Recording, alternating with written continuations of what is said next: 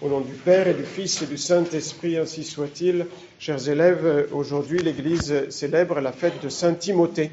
Saint Timothée était un disciple et aussi le coadjuteur, l'aide de Saint Paul dans son ministère. Il y a quelques jours, en catéchisme avec les garçons, je leur enseignais un moyen mnémotechnique pour retenir facilement le nom des 14 épîtres écrites par Saint Paul. En effet, Saint Paul a écrit les 2/3 des épîtres qu'il y a dans le Nouveau Testament. Donc les autres ont été écrites par Saint Jean, par Saint Pierre, Saint Jacques et Saint Jude. Et donc ce moyen mnémotechnique est celui-ci. Rococo, Galephi, Coltété, Timtit et Phileb. Ce sont les premières syllabes de chaque épître de Saint Paul. Aux Romains, Corinthiens, Galates, Éphésiens, Philippiens, et ensuite Colossiens, Thessaloniciens et Timothée, Tite, et enfin Philémone et aux Hébreux. Donc Saint Paul a écrit 2 épîtres à son disciple Timothée. Parce que Saint Paul l'avait pris pour son compagnon d'apostolat et son coadjuteur. Et dans le même temps, c'était comme un fils pour lui. Il dit dans une de ses épîtres que c'est son fils bien-aimé et c'était son disciple. Alors, qui était Timothée ? Timothée, est né à Lystre. C'est une ville de Lycaonie. Lycaonie, c'est ce qui est maintenant la Turquie. Donc, c'est l'Asie mineure.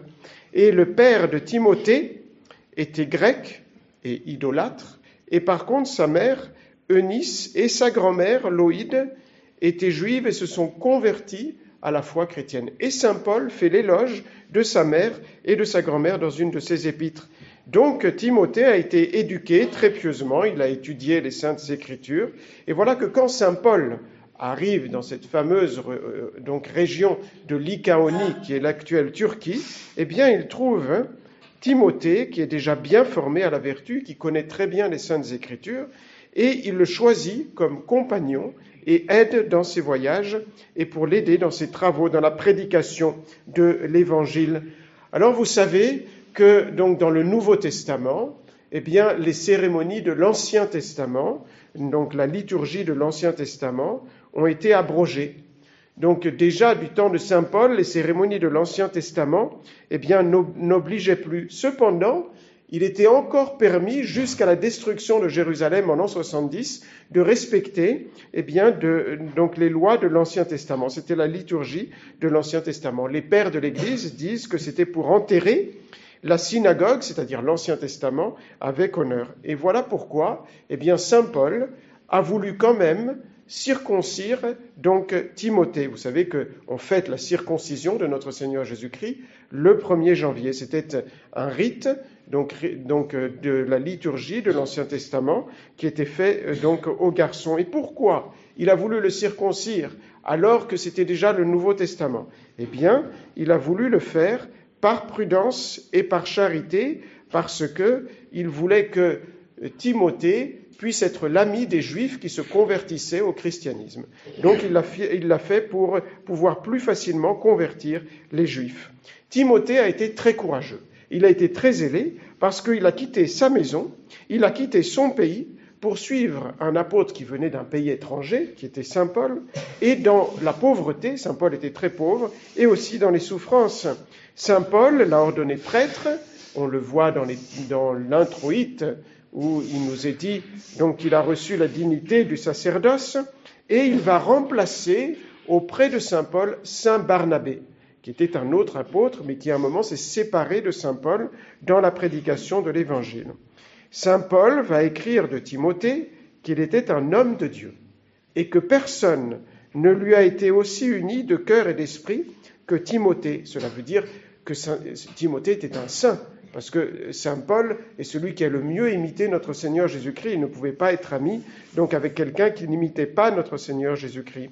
Et donc Saint Paul va prêcher avec Timothée en Asie, en Grèce, justement dans ces villes auxquelles il va écrire des épîtres à Philippe, à Thessalonique et ensuite à Bérée en Grèce. Et là, il est obligé de laisser Timothée, parce que lui, saint Paul, était persécuté, et donc il est obligé de laisser Timothée tout seul. Mais ensuite, il l'a rappelé auprès de lui. Et donc Timothée a prêché avec saint Paul, ensuite à Corinthe, c'est encore en Grèce, même à Jérusalem, ils sont retournés à Jérusalem et en Syrie.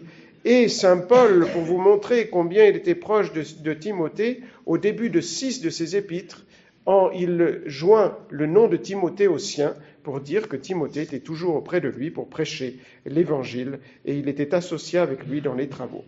Voilà que saint Paul, finalement, est emprisonné une première fois, donc à Rome, et donc il va donner une mission particulière à ce moment-là, parce qu'il comprend qu'il est à la fin de sa vie, à Timothée. Il va lui donner le don de faire des miracles, il va donc l'ordonner évêque, et il va le faire évêque d'Éphèse, qui était une ville qui maintenant est en Turquie.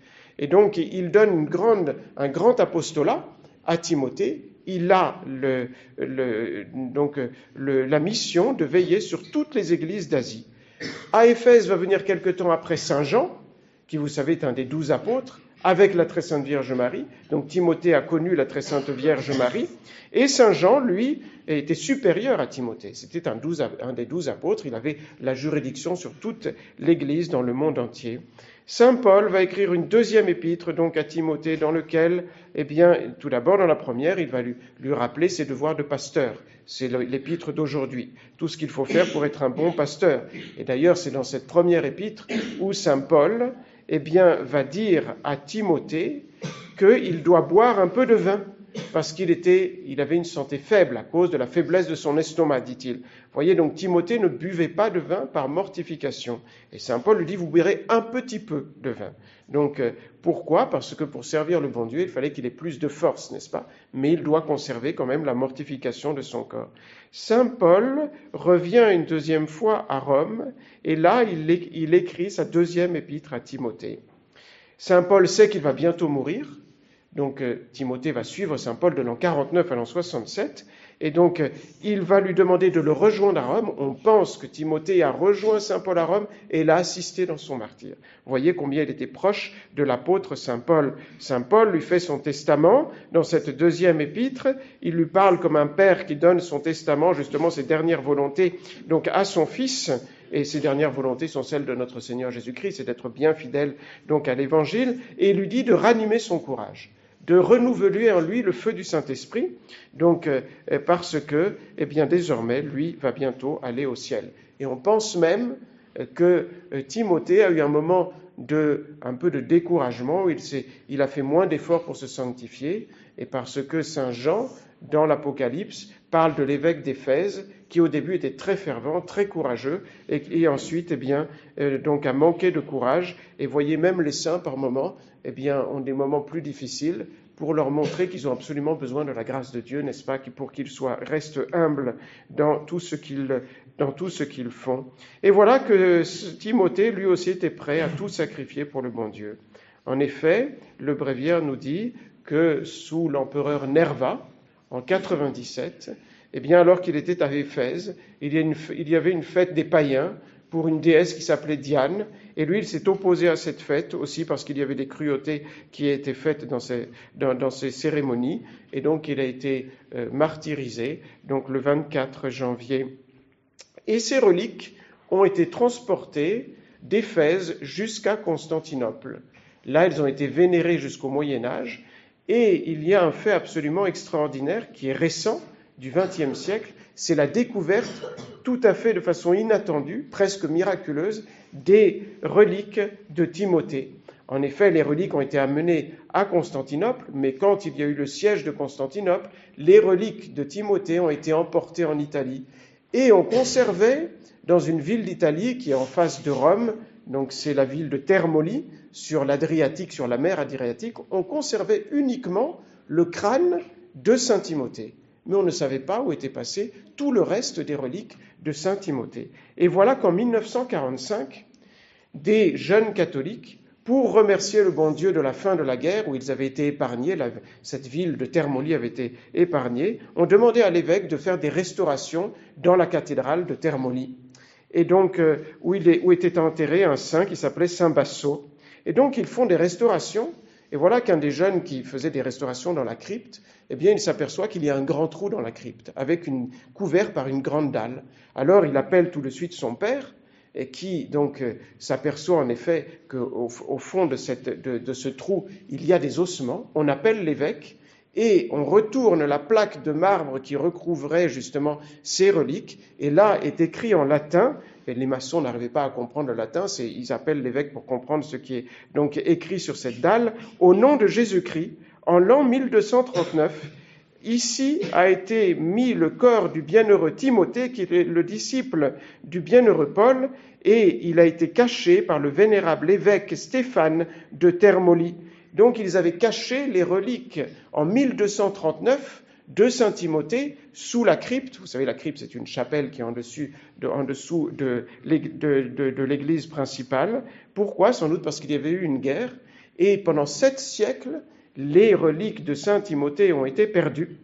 Et donc, on a exhumé les reliques de Saint Timothée. Et le pape Pie XII a déclaré que c'était véritablement les reliques de Saint Timothée. Et en effet, il manquait la mâchoire sur le crâne, la sainte tête, n'est-ce pas, de Timothée, qui était conservée pendant tous ces siècles, n'est-ce pas. Par contre, on avait toujours conservé le chef de Timothée. Et donc, dans les reliques, on a trouvé la mâchoire. On était sûr donc que c'était vraiment le corps de Saint Timothée. Et donc, voyez-vous, combien le bon Dieu parfois fait des miracles pour retrouver donc les reliques de ces saints martyrs. On invoque Saint Timothée pour lui demander un plus grand amour de Dieu, parce que lui, il a été très courageux, il a été martyrisé donc pour l'amour de notre Seigneur Jésus-Christ. On lui demande aussi de savoir mortifier notre corps. Vous voyez, lui, il faisait des mortifications. Saint Paul lui dit, maintenant, vous devez boire du vin, parce que sinon, vous n'aurez pas les forces pour servir le bon Dieu. Donc, on lui demande de cette grâce, de mortifier notre corps. Pour être un bon chrétien, il faut savoir faire des mortifications et des pénitences. Et puis, on invoque Saint Timothée pour avoir des bons évêques et des bons prêtres. Des bons évêques et des bons prêtres, c'est-à-dire des prêtres et des évêques qui, d'une part, sont saints, c'est-à-dire pratiquent les vertus, donc chrétiennes, le mieux possible, et d'autre part sont savants, c'est-à-dire connaissent bien les saintes écritures, comme saint Timothée, et connaissent la théologie. Pour être un bon prêtre et un bon évêque, il faut les deux choses. C'est ce qu'on fait au séminaire, on apprend donc à pratiquer bien les vertus chrétiennes, et on apprend bien la théologie, la Sainte Écriture et la théologie pour être un bon évêque. Et combien nous avons besoin aujourd'hui de bons prêtres et de bons évêques, nous devons demander cette grâce à Saint Timothée, de appeler des jeunes gens donc à la vocation donc sacerdotale pour le bien des âmes et pour, on pourrait dire, reconstruire l'Église qui a été tant donc malmenée par le modernisme. Au nom du Père et du Fils et du Saint-Esprit, ainsi soit-il.